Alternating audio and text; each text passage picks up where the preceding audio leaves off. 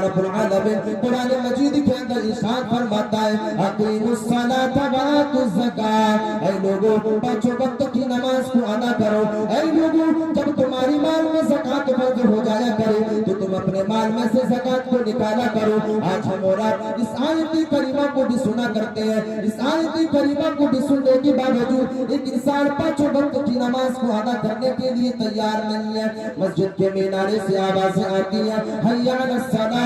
حی علی الفلاح، اے لوگوں کامیابی کی طرف آ جاؤ، اے لوگوں رب کائنات کے سامنے سجدہ کرنے کے لیے آ جاؤ۔ ہم اور آپ اس طرح اپنے نفس کی پیروی کر رہے ہیں، اس طرح اپنے نفس کو اپنا معبود بنا چکے ہیں کہ ایک انسان ہوٹلوں کے اندر بیٹھا ہوا رہ جاتا ہے، ایک انسان ہوٹلوں کے اندر چائے خانوں کے اندر بیٹھا ہوا رہ جاتا ہے اور نماز کی وقت کو ضائع کر دیتا ہے، نماز کی وقت کو برباد کر دیتا ہے۔ اے لوگوں آج ہم نے دنیا کے اندر رب کائنات کی صدا کو ترجیح نہیں دیا کیونکہ ہم نے اپنے نفس کو اپنا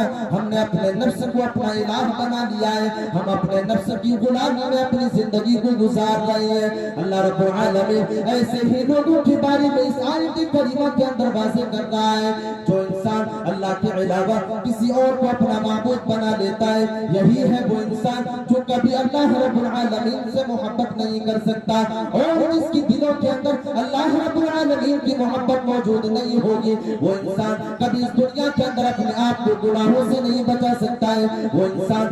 کبھی بھی اپنے معاشرے کی اصلاح بھی نہیں کر سکتا ہے۔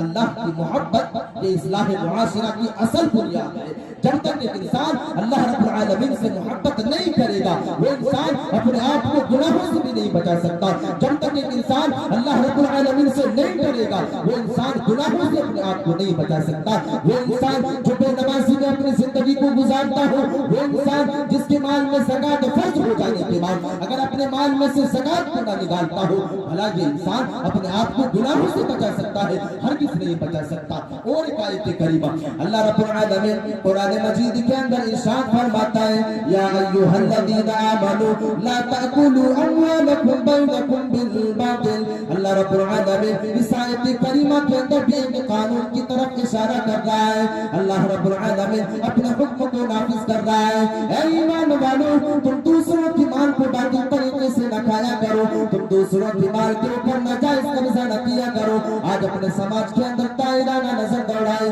اپنے سماج کا مشاہدہ کرنے کی کوشش کریں، کتنے ایسے انسان آپ کو ملیں گے جو یتیموں کے مال کے اوپر ناجائز قبضہ کر کے بیٹھا ہوا ہے، کتنے ایسے انسان آپ کو ملیں گے جو بیواؤں کی زمینوں کے اوپر ناجائز قبضہ کر کے بیٹھا ہوا ہے، کتنے